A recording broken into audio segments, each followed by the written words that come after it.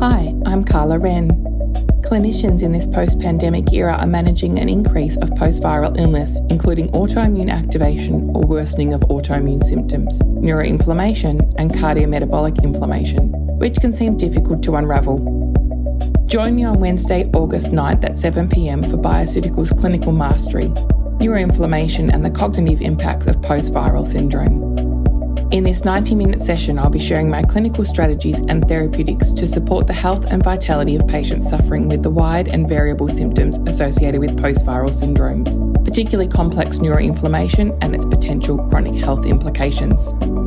Go to bioceuticals.com.au to reserve your place today.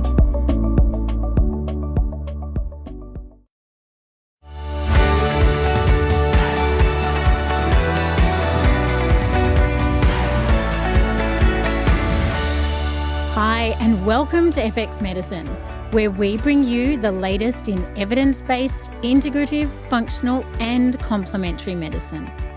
FX Medicine acknowledges the traditional custodians of country throughout Australia, where we live and work, and their connections to land, sea, and community. We pay our respects to their elders, past and present, and extend that respect to all Aboriginal and Torres Strait Islander peoples today. On the line with us today is Dr. Kristina Harris, Director of Research at Omega Quant Analytics. Kristina has a PhD in nutritional science and is an assistant professor in the Department of Internal Medicine at the University of South Dakota School of Medicine. Her primary area of research is omega-3s and maternal health. Today, we'll be looking at some recent research and discussing omega-3s from different angles, the quality, relevant conditions that respond to omega-3s, and of course, the prescribing options. Welcome to FX Medicine, Kristina. Thank you so much for being with us today. Thank you so much for having me. Oh, it's our pleasure. Now, I'd like to start with setting the scene. So, globally, omega-3 essential fatty acids are a $1.4 billion industry, and most fish oils come from anchovies in Peru, with the end oil being around 30% EPA and DHA per gram. And then industry refines that oil to be higher strength EPA and DHA, and also to remove any contaminants such as heavy metals. Interestingly, the main reason people start taking omegas is because their health practitioner advised them to. And that means that we, as clinicians, really need to have our finger on the pulse and be recommending omegas in a way that really aligns with the available research. Now, first of all, Kristina, can you explain who the Global Organisation for EPA and DHA are and why they're so important for our industry? I mean, this organisation is voluntary, it's voluntary membership, but they do agree to certain standards. And do you think this has helped overall quality within the industry?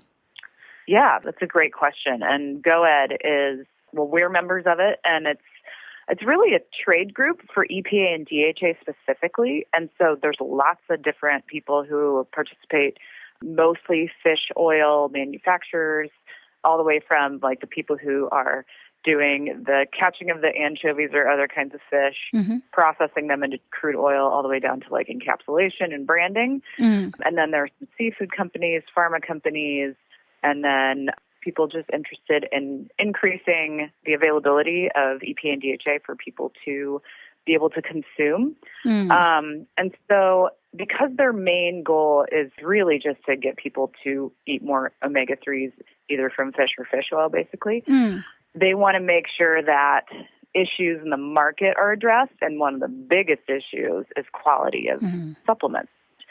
So that's, I think, the main reason why they have something called a monograph, where they have all of these stipulations of like the supplement should have no more than this amount of an oxidative stress marker or an oxidation marker. Is the oil being carefully cared for throughout the whole process, from catching the fish, getting the oil, putting it in the capsules? And so they test the end product, they test the branded product off the shelves. They'll do like a random sampling across the world. I think they're doing it once a year now, but I know with COVID it kind of got slowed down. those results are really just for the people who are in GOED to give them a heads up on what the sampling is. It's not public-facing in that way. If they're part of GOED, then they do agree for this testing, and really almost all of them pass every level of the test, which is very rigorous. But IFOS is more of that third-party supplement testing label that you would see. Okay. And GOED kind of supports the larger industry behind it. But I think it does help with the transparency because they're very focused on it and they're doing these real-time tests. It is third-party. So it's like being audited, yes. But it's not necessarily for consumers. Yes, I actually read through that monograph and it was incredibly technical. I was quite blown away by how technical it was. Yeah. Yeah. They test a lot. So it's far more intensive than just, there's the amount of EPA and DHA in a pill that they say that there is. It goes way beyond that. Yeah, as a clinician, it was incredibly reassuring to know that all this work goes on behind the scenes, which I think most clinicians are just not aware of, that any of that's going on. It seems like for the most part, most of the reputable brands are doing what it takes and have a good process for their supplements. But the problem is there's so many brands. Anyone can kind of start making supplements if they want to. And so it's just like, if you don't really know and you just go out on the internet and pick something, you may or may not be finding the reputable brand that's really doing the work.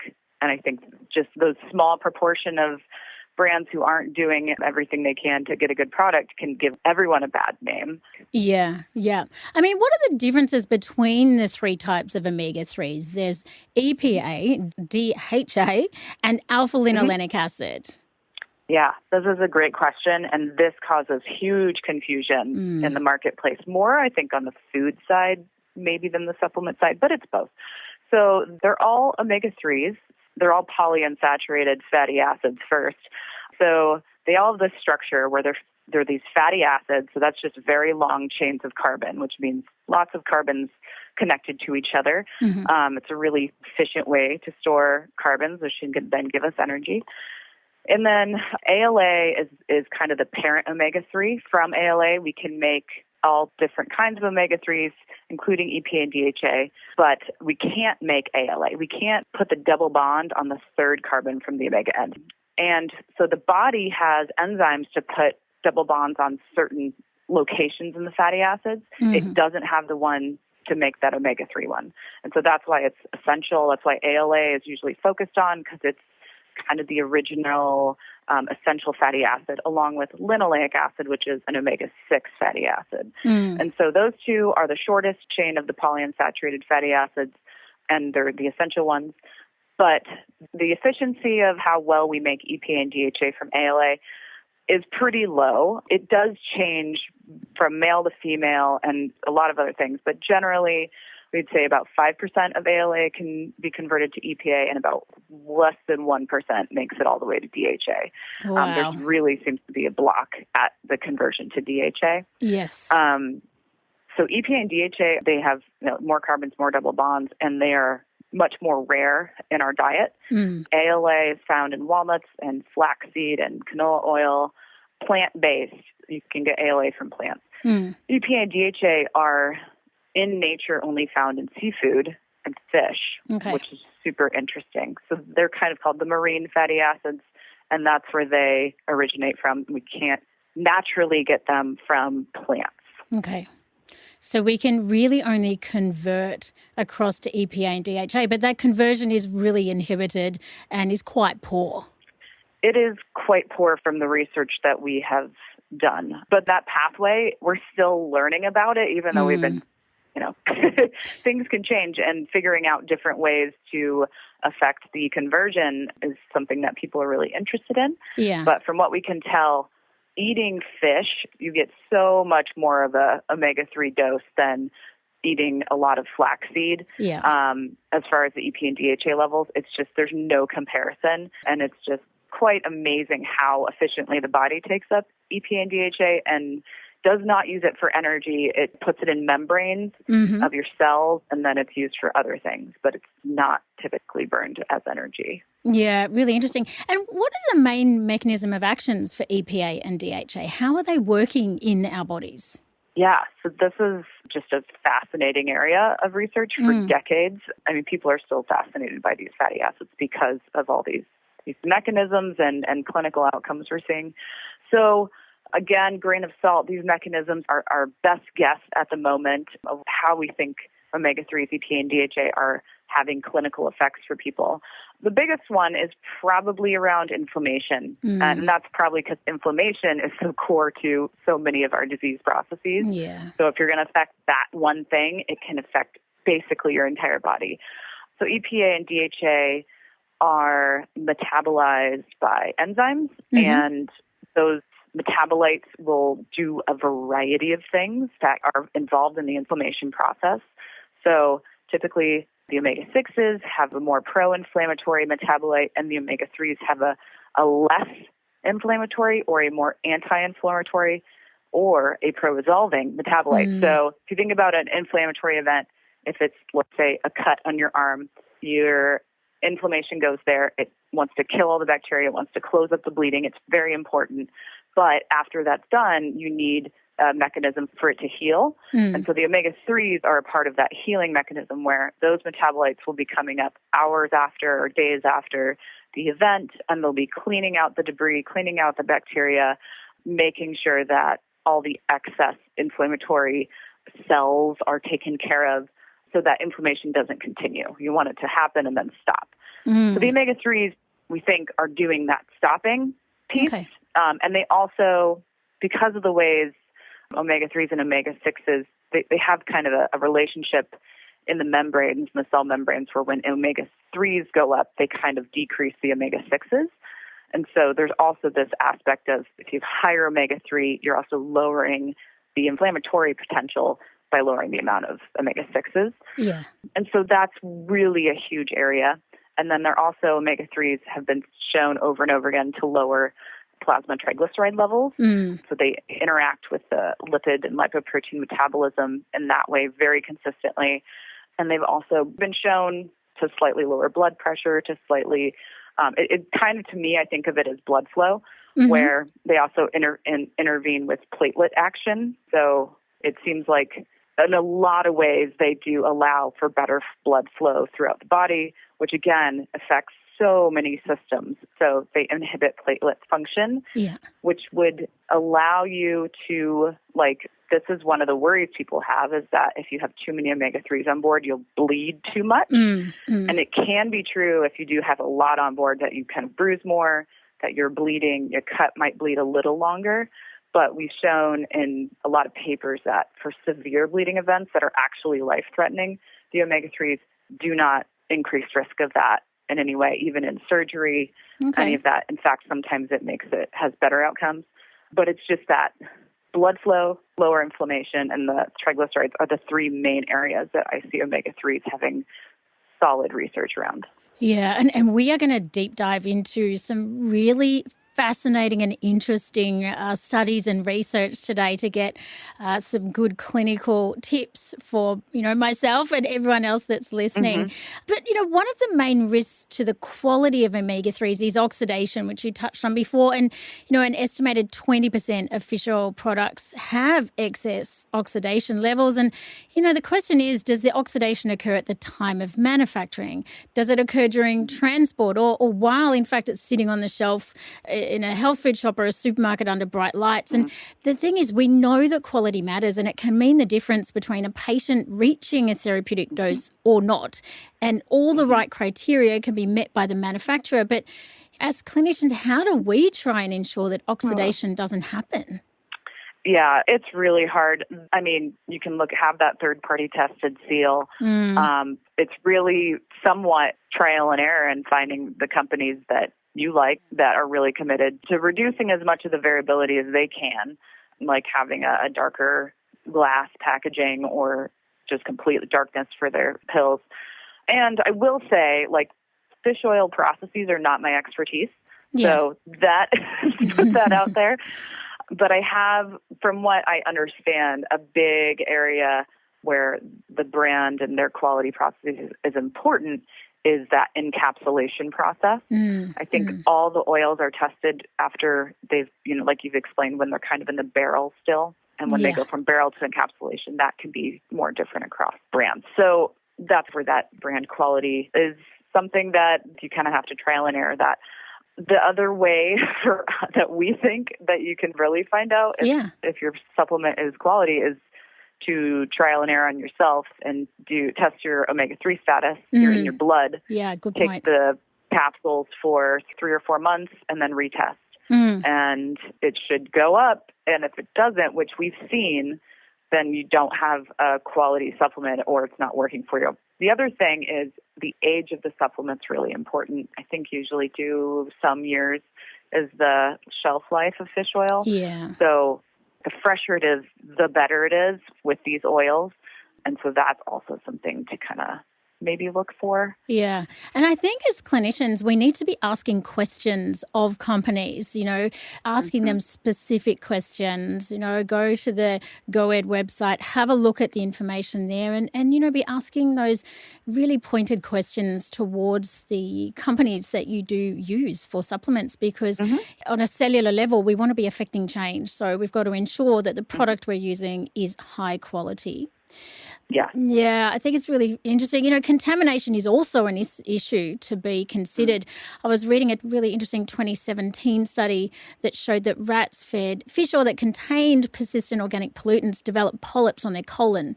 So the transparency regarding where the fish oil is sourced from and screening for contaminants, I mean, we can be asking these questions of our suppliers.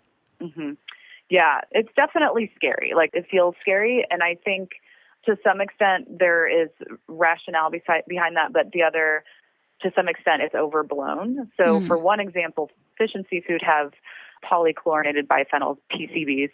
Yeah. And that's something that people worried about. But it's also present in any animal meat that has fat. So a full-fat dairy, beef that has fat.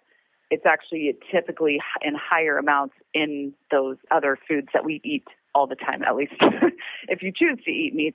We often eat a lot more of those. So just targeting that towards seafood, I don't think is fair. And I think it just adds to some of the fear around seafood that we have. And the other thing with the mercury levels is, at least in the U.S., the majority of the seafood that is most commonly consumed has much, much lower levels of mercury than even our very conservative toxic targets. You'd have to eat pounds and pounds of salmon a week to be able to meet that toxicity level. Right. Okay. The one that might be kind of on the edge is, I think it's albacore canned tuna. And that's just recommended, just have that once a week instead of every day kind of thing. Yeah. So that's just kind of on that.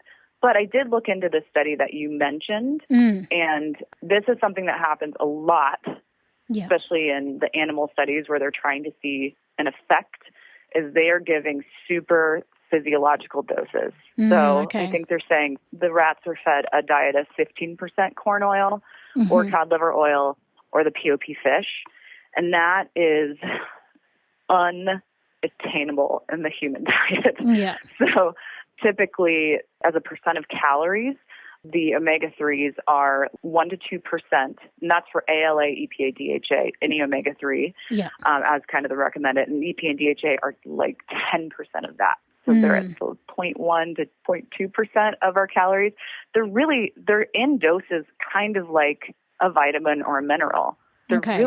We think a gram of that a day is a lot. And you think about all the grams of fat you eat in a day.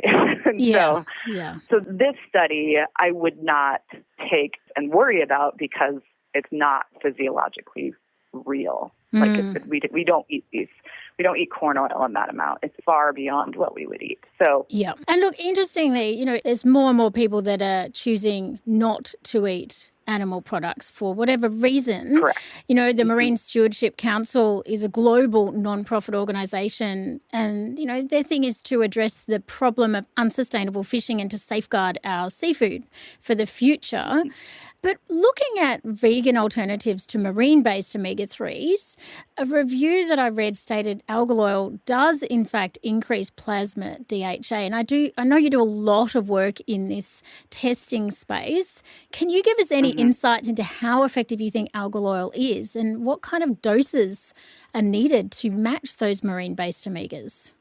Yeah, this is a great question. The algal oils are the same EPA and DHA that we get in the fish oils. They have the algae that the fish eat, and they feed them sugar, and they make the omega-3s. That's what they do. So it's the same response that you see from a fish oil. It's just milligram per milligram. The DHA from the algal is the same as fish oil. So as far as dosing goes, technically, if you're going to try and give, let's say, a gram EPA and DHA from fish oil, you could aim for 1 gram of DHA from algal. But the problem, I would say, in reality is the algals are still quite a bit more expensive They are. to get that high of a dose. And so if you're going like a vegan, straight algal DHA, I usually don't aim as high for the dose or the blood level. And that's a couple different reasons. One is some of what fish oils are doing, I feel like, are kind of buffering us against some of our poor dietary choices. And vegans tend to take away a lot of the negative dietary choices. Not all vegan diets are perfect, but just having that level of vegetables happening does a lot of good. And so for most vegans, we did a study and they were averaging about just below 4% omega-3 index.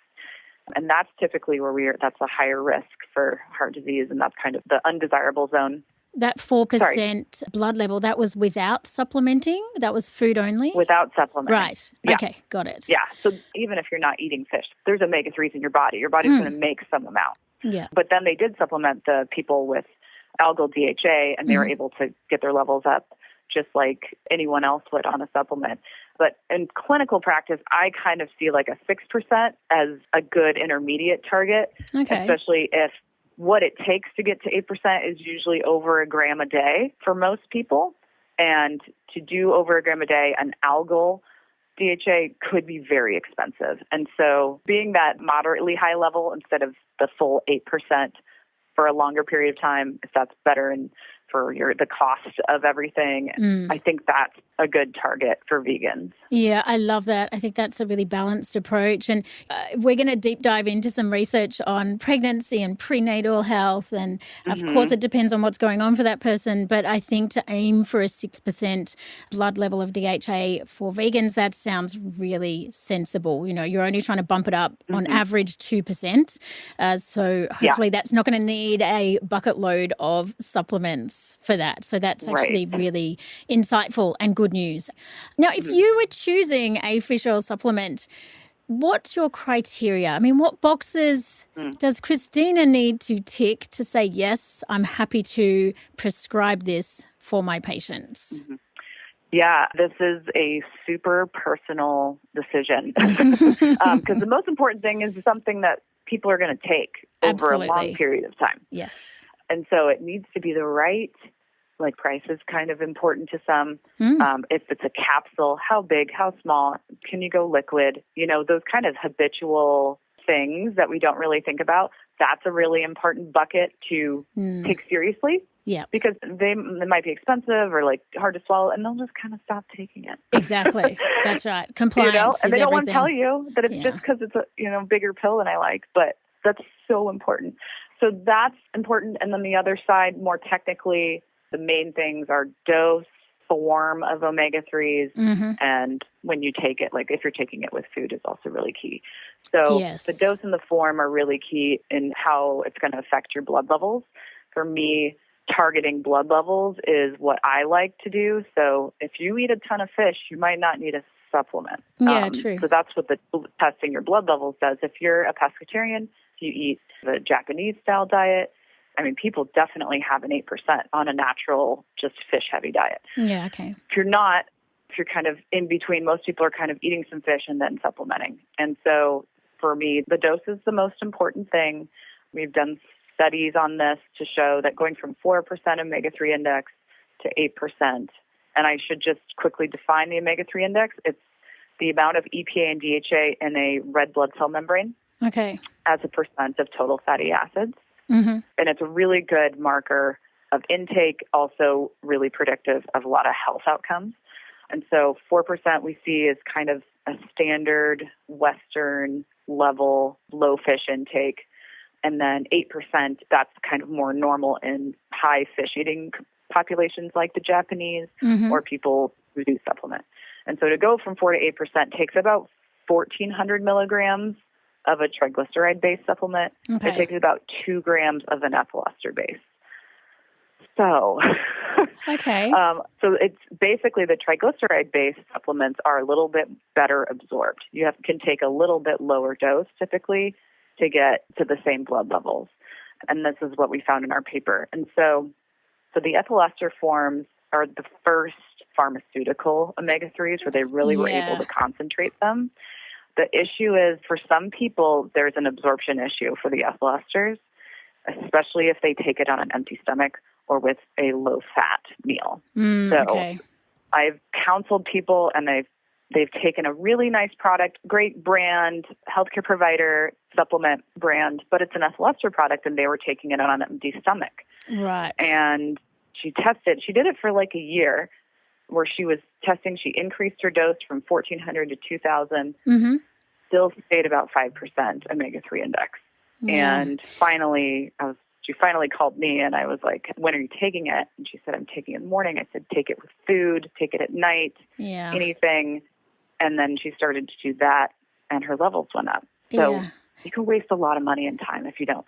Well, I think this really points to us that we need to be covering basics before we get fancy, and we need to be making sure that our patients are taking supplements at the right time and not taking them with other things that might interact with their absorption. So cover the basics is the first step, and then aim for around 1,400, 1,500 milligrams EPA DHA a day for an average. But let's look further into some research. Now, there was the UK Biobank. It's a population-based cohort of around 500,000 people aged between 40 and 69.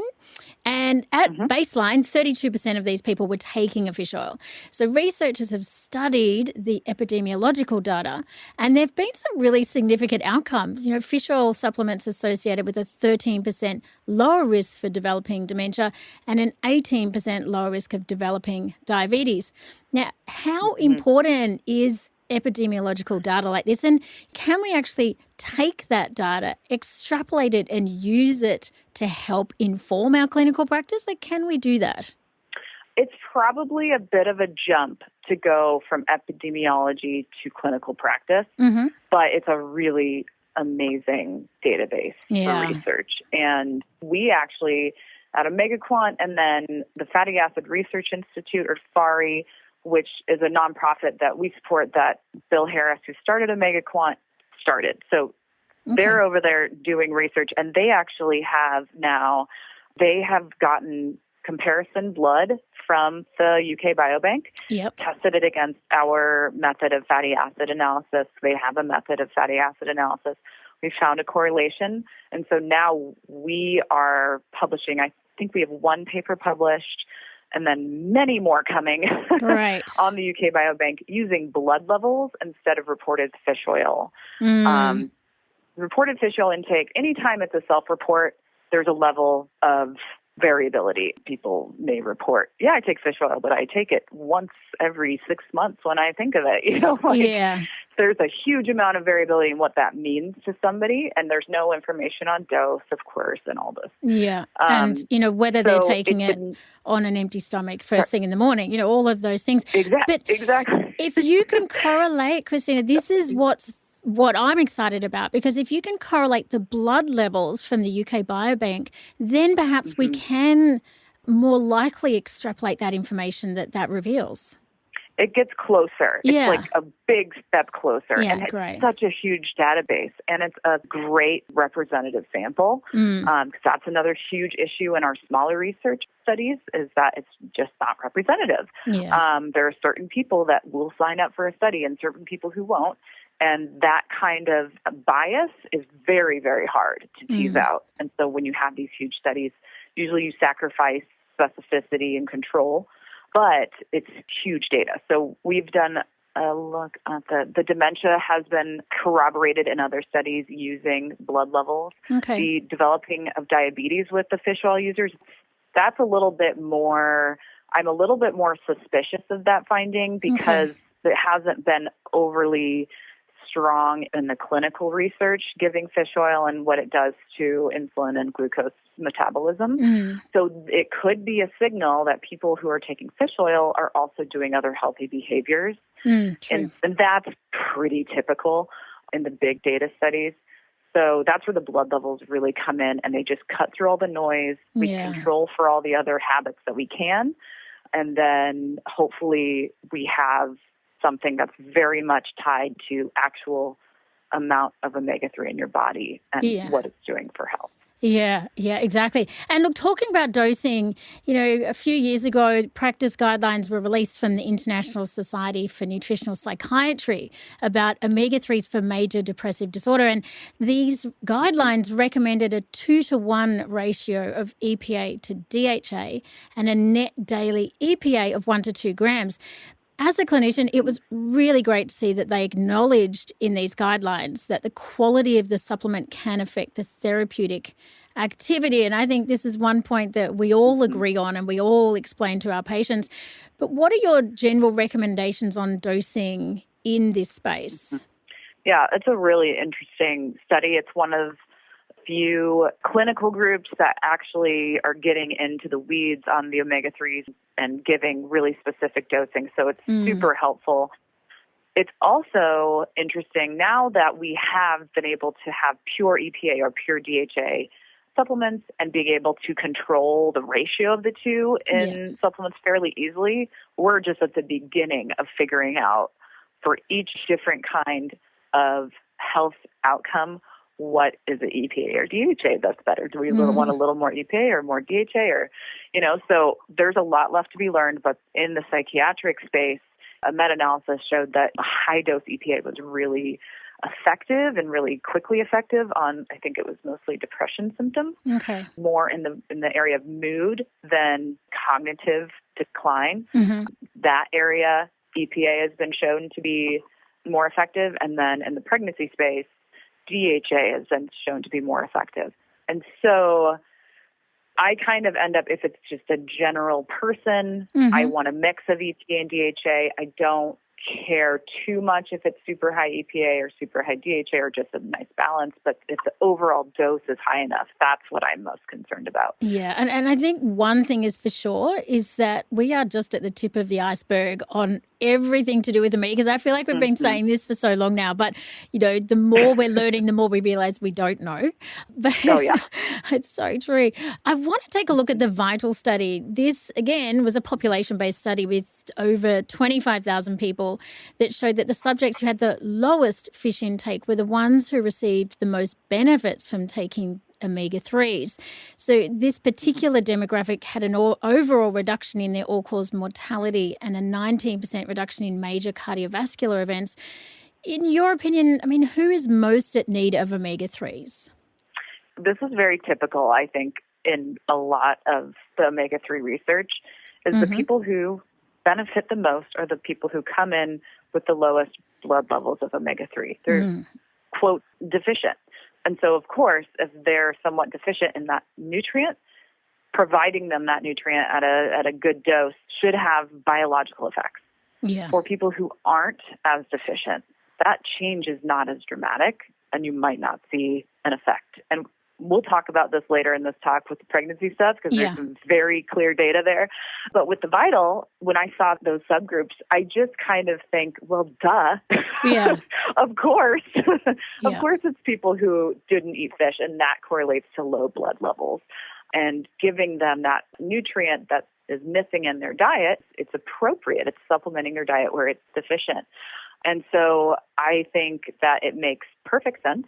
Yeah. And I think it makes perfect sense that people who already had higher blood levels didn't experience as much of a benefit as well. So that's also very important to keep in mind when we look at research studies. Have they been measuring blood levels or at least fish intake and supplement use at the beginning of the study and analyzing data that way? And this is an interesting point around setting expectations when we're working with our patients. If we know that somebody is already eating fish a couple of times a week, eats a lot of nuts, seeds, leafy greens, the expectations around what a fish oil might do for them is going to be very different to somebody who is not eating any fish and is not eating those other foods, so that then we can actually explain to our patients, this is why, this is what the research shows, and this is what we can expect by giving you this dose. Oh, yeah.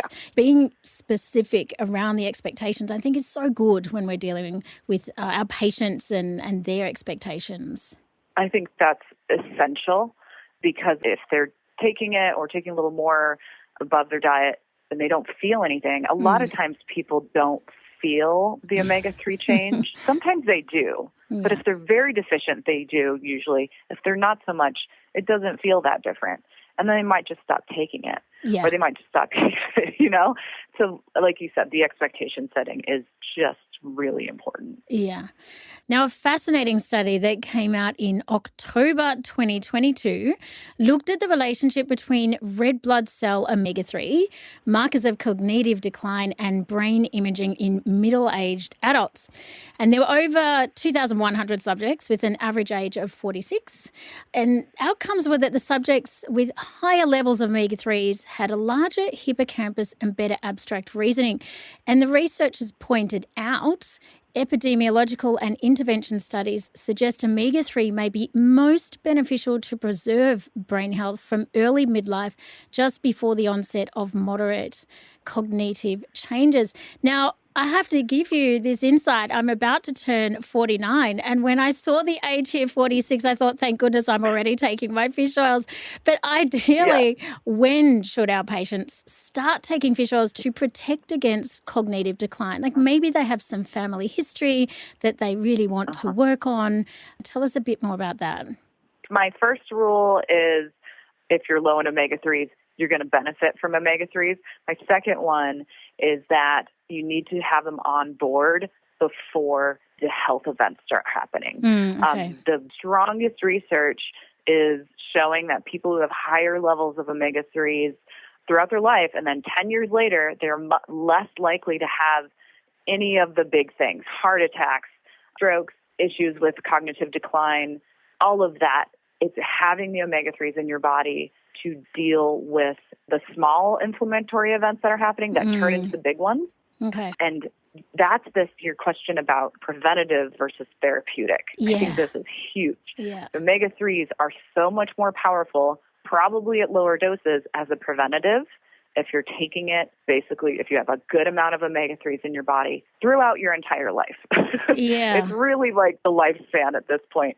And trying to use omega-3s as a therapeutic after something has happened, after a heart attack, after cognitive decline has started, you're going to have to use a higher dose, and you're probably going to have poorer outcomes. Yeah. You might have a little bit of improvement, but you didn't completely prevent something from happening. So that's where I'd rather have more people have a moderate omega-3, like a 6% omega-3 index over the course of their life, than have 4%, have an event happen. They're up at 8%, they're up at 12%, but then they kind of, drop down because it takes so much to get there.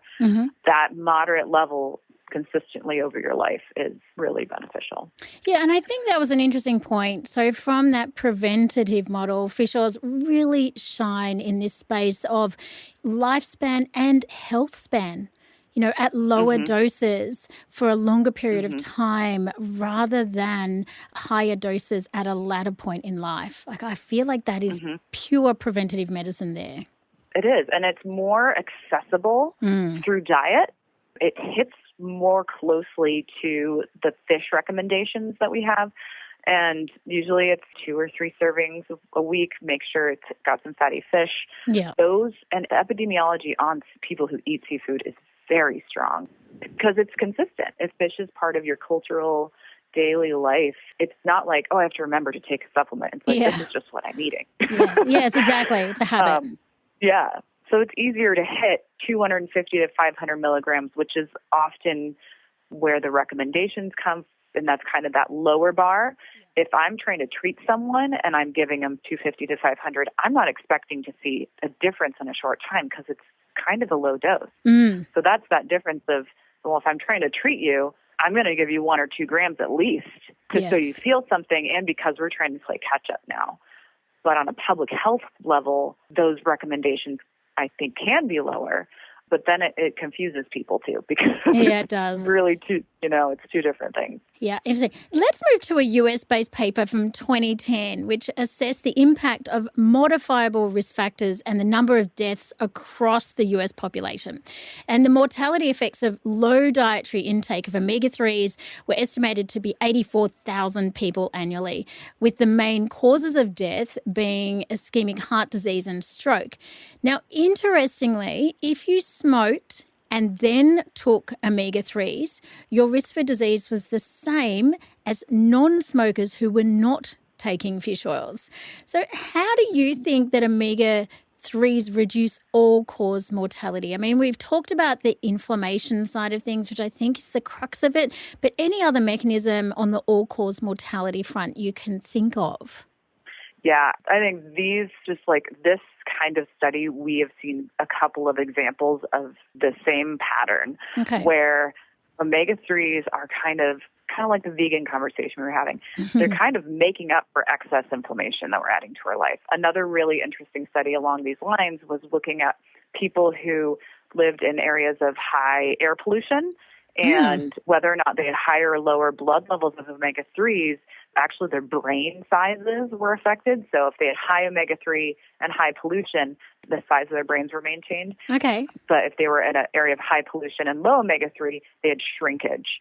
Wow. So it's that protective piece where having the omega-3s on board and you're getting hit with these kind of excessive inflammatory events, it protects you. It doesn't grow your brain, but it maintains your brain. We see this also in a lot of the athletic literature where the omega-3s don't grow your muscles, but if you get injured, it helps maintain your muscles. Or if you're getting older, helps maintain the amount of muscle you have. So I think that is coming back to inflammation, and blood flow is really important. Like having good blood flow is similar to some of the benefits of exercise. It's just getting that blood going through your body in a easier way, I think, helps all of your systems. And so those two big areas of inflammation and blood flow to me are probably the main things that are helping us live longer and better when we have more omega-3s on board. And of course, the omega-3s combat some of the excessive inflammation that we might be putting onto our body. But if we can also take away some of that excessive inflammation through just not smoking, or if we don't live in a place with high air pollution, the omega-3s aren't as needed necessarily because you've already taken away some of those injuries, basically. Yeah, and I love this concept. I mean, inflammation, I think as practitioners, we have this awareness around fish oils and inflammation, but I love this concept that you've referred to a couple of times of blood flow. And I think it's a new way for us to potentially look at omega-3s and how beneficial they are. And it's also a great way to explain their benefits to our patients. Yeah, they affect the endothelial function of blood vessels and how well that's one piece. The other piece is the platelets. The other piece that we sometimes that we talk about a lot, but we aren't, new research that we've been doing, we aren't finding the things we thought we would, but just the actual cell membrane flexibility is pretty important as it turns out. So like red blood cells have to go in the capillary. They have to be very flexible and squeeze in. Having just the structure of omega-3s, because they're kind of those bigger structures, they're not straight lines like saturated fats, that creates space in the membrane, which creates flexibility and fluidity. And so all of those kind of point to an easier blood flow, and your heart doesn't have to work as hard. It gets into your brain, but it's just good blood flow is good for everything. Yeah, and just the cellular nutrition side of things, when you have superior blood flow, we know that our cells are going to be bathed and nourished in more nutrients. So I feel like that could be, I'm sure somebody out there is doing research on that cellular nutrition changes in relation to this, but it'd be fascinating to know more about it. Yeah. Now, let's shift to an area of expertise for you, which is omega-3s before, during and after pregnancy. Omega-3s are critical for the rapid brain development and the body during that first 1,000 days of life. Let's first look at prenatal omegas, then move to pregnancy, and then this fascinating area of breast milk omegas. Now, I know you recommend a prenatal DHA red blood level of 5%, and generally about 20% of women in childbearing age will have that level of DHA. And your data shows that if a woman eats fish twice a week, her DHA levels are around 5%, as you've mentioned, and that supplementation can increase DHA levels by 2%, thereby getting closer to the 8%. Now, a small study you did showed a dose of I was really interested in this. Only 200 milligrams of DHA per day increased red blood cell DHA significantly in non-pregnant and pregnant women, but not as much in breastfeeding women. Now, why do you think that was so? Oh, this is such an interesting study. It was a study that was done at Cornell University, Marie Cottle's lab. They have done so much great work on choline in pregnancy. Right. And that's what the study was looking at. It was looking at 2 levels of choline, and they had 3 groups. They had a non-pregnant women of childbearing age group, pregnancy group, and this was, I believe, the 3rd trimester. And then they had women who were breastfeeding. I would think they were within 10 weeks postpartum, at least. It was pretty close to when they had given birth. And so they were testing the choline levels, but everyone was getting 200 milligrams of DHA. And so we saw that, and we were interested in what does 200 milligrams of DHA do to blood levels, because we didn't really have that. So we asked them if we could have some blood. They did. It was great. We had a great collaboration with that group. And so that's what we published here. And 200 milligrams of DHA, it's a low level, but it's kind of a standard recommended level for pregnancy if there is one. Current recommendations are, technically they recommend that pregnant women have 200 milligrams of DHA extra a day on top of what they assume is 100 milligrams a day. But that assumption is probably double. It is double of what women actually are taking in on average of DHA. So the 200 is very commonly found, and often if you get a prenatal supplement, it'll be 200 DHA. So what we found was that 200 amount was enough to take most of these women, their DHA levels, not EPA and DHA, but just their DHA levels up to above 5%. The pregnant women actually already were at 5%. They increased. So the women who weren't pregnant and the pregnant women, they were taking in the DHA, and it was going into their own bodies, their own red blood cells. They were absorbing it and integrating it. The breastfeeding women, however, they took the same dose and their levels didn't move, but their breast milk levels of DHA did. So we measured the level of DHA in breast milk, and that's where all the DHA went during lactation, which was fascinating. So the DHA, it gets preferentially, and during pregnancy and during lactation, as much DHA as possible is going towards the fetus and the infant. It's just programmed that way. It's so fascinating. Yeah, it's quite mind-boggling, isn't it? How our bodies innately will prioritize that nutrient to be in breast milk for the development of our babies. It's quite fascinating. So does that mean that pregnant women or breastfeeding women should be taking more DHA? Like, what are your recommendations in this space? In this space, again, I tend towards the blood levels. Okay. Because I don't feel like, one size doesn't fit all. So true.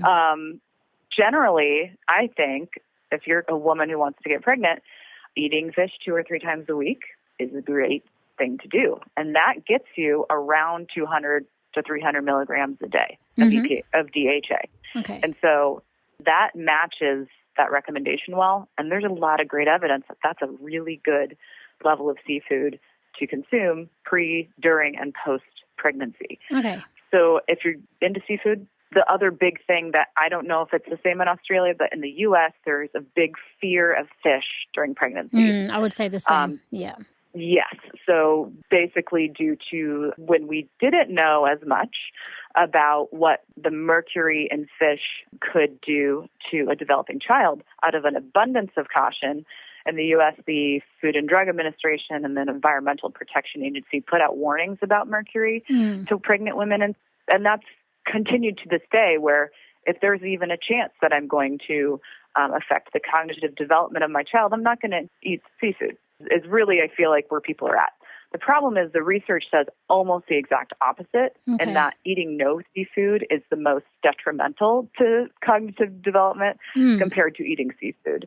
And part of it is seafood is just the perfect package of brain nutrients. It's the only natural source of EPA and DHA if you're not supplementing. Choline, hugely important, and not in most prenatal supplements because it's big. It would make the supplements really big, or you'd have to take a lot of them. Yeah. But it's important, and it's in fish. Also in eggs and other foods, but also like zinc, copper, selenium, all these micronutrients. It's a great source of protein. So it's when you're not getting the seafood in your diet, the biggest one is that DHA, because you're not getting it anywhere else. It's not naturally found in other things besides seafood.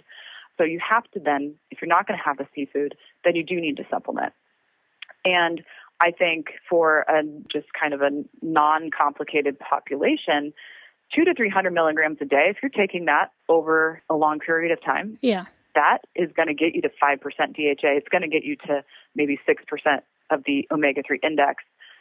And that's pretty good. Like, that's a good baseline. If you want to get to 8%, that is probably going to give you even more benefits. But the most benefit happens at the low, getting out of very low levels. Okay. And just, over that threshold. And then I think the rest is kind of gravy. But to me, if everybody took 200 to 300 milligrams of DHA a day before getting pregnant, I would take that over a few people taking 1,000 milligrams during pregnancy. Yeah, so that's... it's just... But if you do want to see a big effect, and we'll talk about this, if you're very low and you test and you find out that during pregnancy, you do need to take a high dose. You need to take 1,000 milligrams to catch up during pregnancy and to affect risk of preterm birth. So generally, 200 to 300 is fine.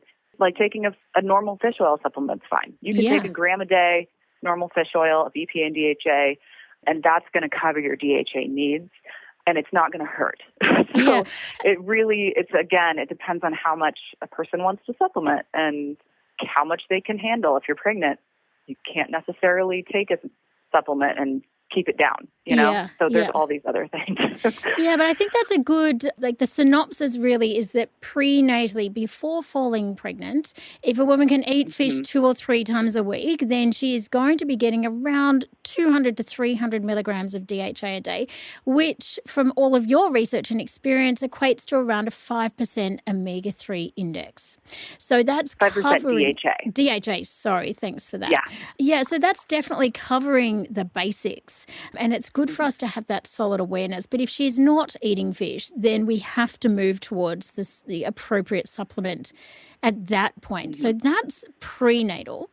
Now, the nutritional requirement for omega-3 fatty acids increases in pregnancy, as you mentioned, and it is required for all 3 trimesters. I was reading a 2018 Cochrane review of 70 randomized controlled trials involving just over 19,000 pregnant women, and key findings were that omega-3 supplementation during pregnancy was associated with reduced preterm births, less perinatal death, fewer neonatal care admissions, and less risk for low birth weight. Now, as a practitioner who works in this space, anything that does all of those things is mind-blowing, and we need to be aware of this and our fingers on the pulse with this. But what are your dosing recommendations for omegas during pregnancy itself? So this paper is so important, and this was spearheaded by people at the University of Adelaide. Yeah. You guys in Australia, Bob Gibson and Maria McCready's group has been the absolute leaders in this, and they are They're implementing now in South Australia with testing for omega-3s in pregnancy, and just hats off to them. Mm-hmm. So this paper actually inspired us to look at DHA blood levels specifically and pregnancy, because these results are so rare to see. In this study, it was a 42% reduced risk of early preterm birth in women who were taking omega-3s versus not in pregnancy. We never see that kind of data when you have this many studies with so much variability in them. So really strong outcomes here. So around dosing for this, there's definitely not enough doctors recommending omega-3s in pregnancy. At least here in the U.S., it is not happening on a large scale at all. And if you're just giving a general recommendation when you're first meeting with somebody, and they get you need to get a prenatal with folic acid, so you also need to get a DHA source, and at least 200 to 300 milligrams in that. My dream would be for us to test the DHA levels in these women. And then if they are at 5%, I say keep doing what you're doing and make sure you're getting 200 a day. So either you're really eating fish or get a supplement on board. If they're less than 5% DHA, I'm telling them to get 1,000 milligrams of DHA. Okay. And high quality as soon as possible. And I think we're going to talk about this, but the study done in Kansas City at the University of Kansas Medical Center with Susan Carlson, they compared 200 milligrams a day to 1,000 milligrams a day of DHA, and with the outcome of early preterm birth, which is before 34 weeks. Preterm birth is before 37. So this is really targeting the earlier births that have the higher impacts on quality of life. And so what they found, comparing those two groups, was that the 1,000 milligrams was more helpful or reduced risk for early preterm birth, primarily in women who came in with a blood level less than 5% DHA. Right. Women who came in above 5% DHA at baseline, it didn't matter if they took 200 or 1,000. They had the same rates of preterm birth in that group, and it was low. The group that did the worst was the women who came in with a low blood level and got 200 milligrams. So this is where I think it's super important because the difference between 200 and 1,000 is pretty big when it comes to DHA. And so this is where it's we could tell everyone to take 1,000, and that'd be super. But the reality of that is also you might lose a lot more people. I need more people to just be on 200 because they're more likely to take it if it's one pill versus 5. That's a good point.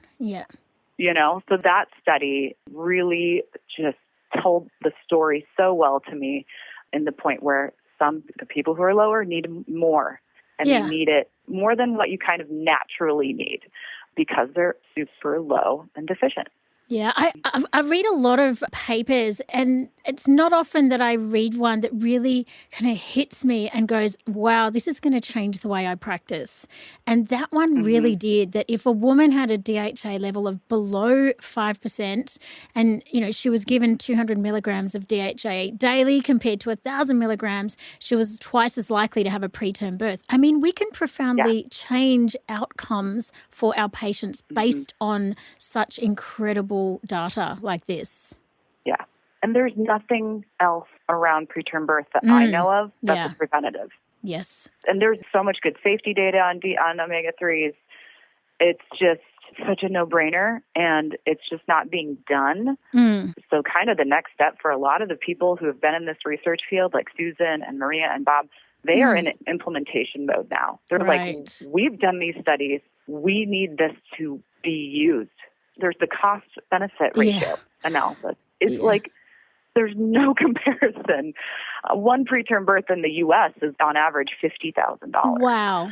Okay. With the NICU, I mean, it's absurd. And not to mention the quality of life, the potential prevention of having certain issues due to excessively early preterm birth. Yeah. And we can do so much to make up, their NICU processes. We have such great medicine to keep the tiniest babies alive and thriving and doing well. But if we can prevent the early birth, they are growing. They are developing every day in that third trimester. They're getting so much nutrition from mom and so many important things that, like, just the more we can keep them in the womb, the better. Yeah, absolutely. So, And, it's great to hear that the implementation phase is starting because we really need every pregnant woman in the US and Australia to have this information and to be working preventatively in this space. And look, I know you've done a heap of work with levels of DHA in breast milk, but I would love any clinical insights in this space because from what I know and my colleagues, nobody's really testing breast milk and DHA. It's not something that we are familiar with. And as a pioneer in this space, what can you tell us and teach us? Yeah, so the breast milk, it's just a continuation of what's happening in pregnancy. So the placenta is preferentially pulling up DHA for the infant to develop their brains and their eyes and everything. But it's very, very important for development. Breastfeeding is the continuation of that. That's their source of DHA after they're out of the womb. And then formulas now have DHA and arachidonic acid as well. But that's their source, and their brains are being actually built. And DHA, it's just, they need it. They need it to build their brains. So it's just really an important nutrient. So the DHA in breast milk is really just more of a nutrient level test than a strong connection to outcomes. So when I was looking at this breast milk stuff, it was really hard to find studies that were just looking at breast milk and hadn't also like supplemented during pregnancy. It's just like hard to split out this time frame of pregnancy and lactation. But when I was looking at it, so breast milk responds really well to DHA and to EPA, but DHA is what's in there mostly. So taking, again, it's that 200 or 300 milligrams a day is what's currently recommended. Breastfeeding, actually, I think the needs might be higher than pregnancy, weirdly enough. And I think it's because you're outputting so much, many calories, so much fat, and all the DHA is going in there. There's some studies that have looked at what's the balance of how high does the mom blood level needs to be for her to produce enough DHA to go into breast milk and her levels aren't being depleted.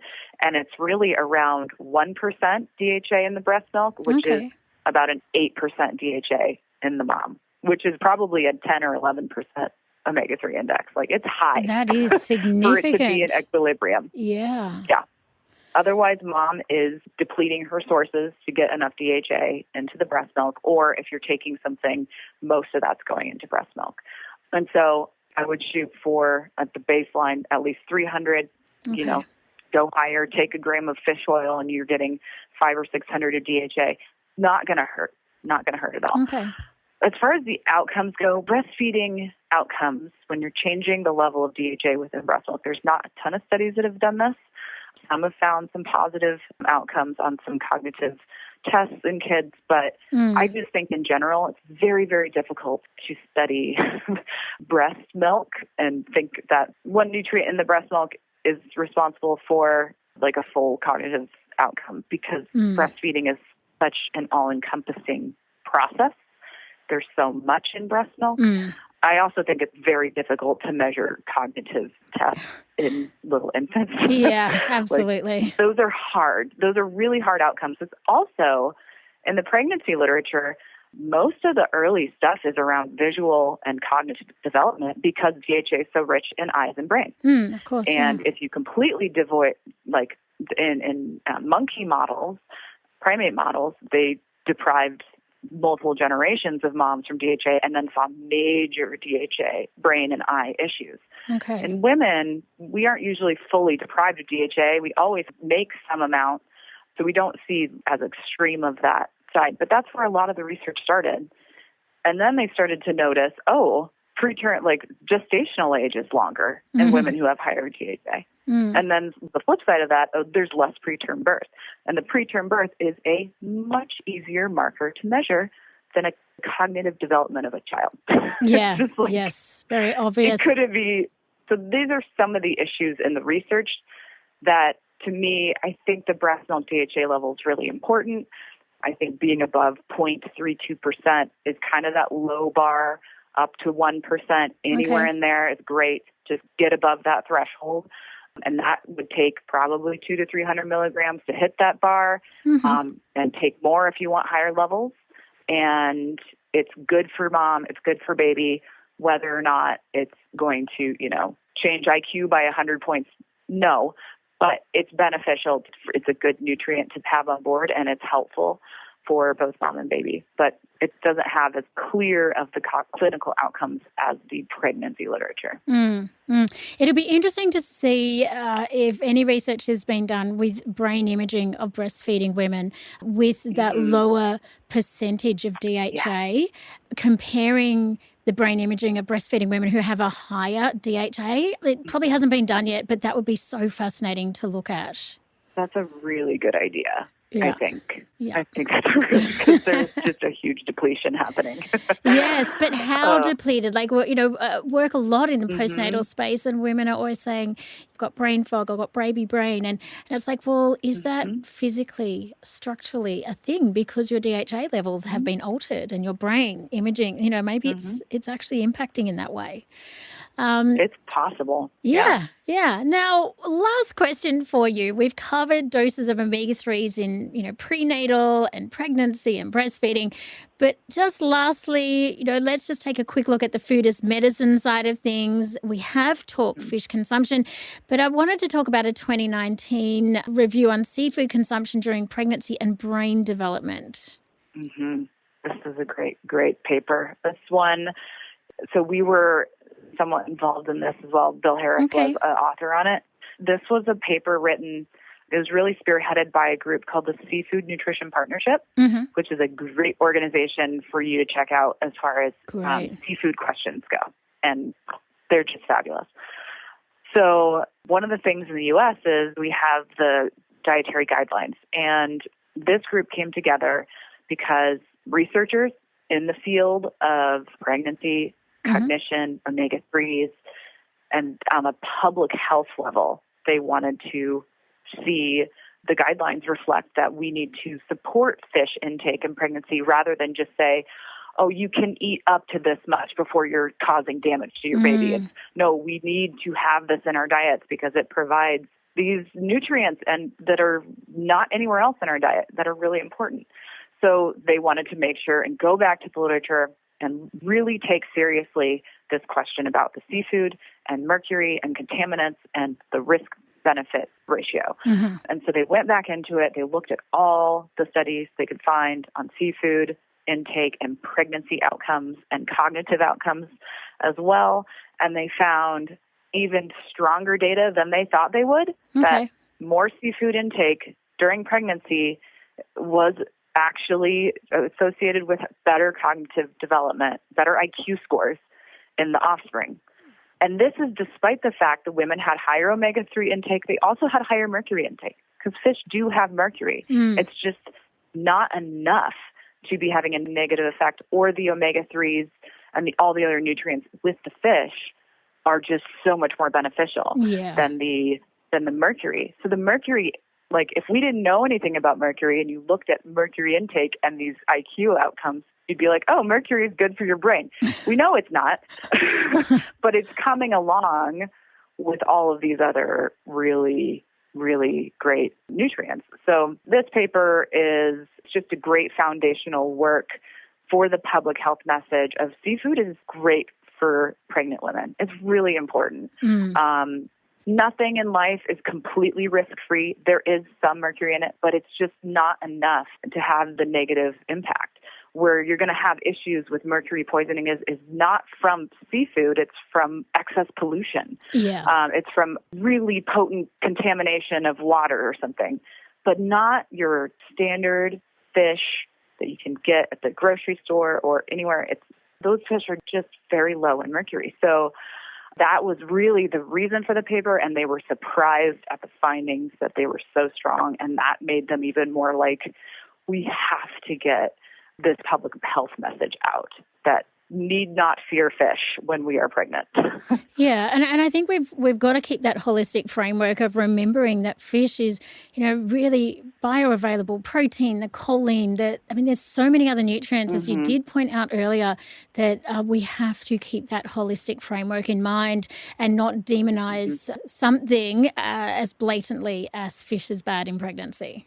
Yeah, and I think even in general, like kind of to the vegan question, and we have big questions about sustainability of fish and how well we can feed the world with the fish issues we have. But I do worry about cutting out fish entirely and thinking we can supplement our way out of it in some ways. Yeah. I don't feel like that's a really great solution, because there could easily be a lot more going on besides just the nutrients we know about in fish. There's stuff we probably don't know about, or just how they come together, how they're absorbed. So that's where having these kind of personalized levels where we can have a more moderate intake. We don't all have to be pescatarians to get benefits from seafood, So if we kind of have a little bit more moderate outlook, or we eat some seafood and we take some supplementation. We do a combination of both. Like, I just think there has to be more nuance and more appreciation for what we don't know. Exactly. There's a lot we don't know. Especially nutrition. So I'll tell you one thing, Kristina, we all know a lot more than we did before this podcast started. I have to say, you are a wealth of knowledge in this space, and I was so keen to get you on the podcast so that you could share all of your research, your clinical insights, and your ability to analyze the data in a way that really makes sense to us as clinicians. So thank you, so much for joining us today. Oh, thank you so much. It's really fun to talk to clinicians and research. I just have more and more appreciation for what you guys are going through, because you guys see all the outliers. Yeah, we sure do. Research, we just average everyone together. You guys, every single person, you guys have to see as a person and treat. So I just I appreciate you being in the research still and having this great clinical approach to it. Thank you. Well, thank you so much, Kristina. Thank you, everyone, for listening today. Don't forget, you can find all the show notes, transcripts, and other resources from today's episode on the FX Medicine website. I'm Emma Sutherland. Thanks for joining us. We'll see you next time.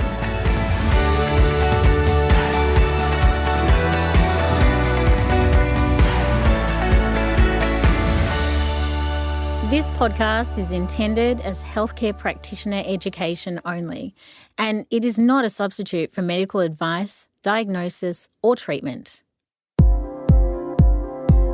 FX Medicine is not just a podcast. We also have free articles, infographics, and a monthly email newsletter, all designed to build your clinical expertise. Visit fxmedicine.com.au to sign up for our newsletter and get your latest free content.